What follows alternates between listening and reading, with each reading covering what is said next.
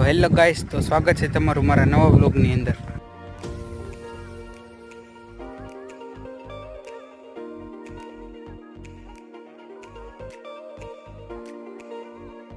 તો મિત્રો તમે જોઈ શકો છો, આ છે અમારા ડુંગર પર ગામનું ભોળોનાથનું મંદિર, જે ધાર ઉપર બનેલું છે। તો કેવો સરસ વ્યૂ આવે છે, તો બન્યા રહેજો।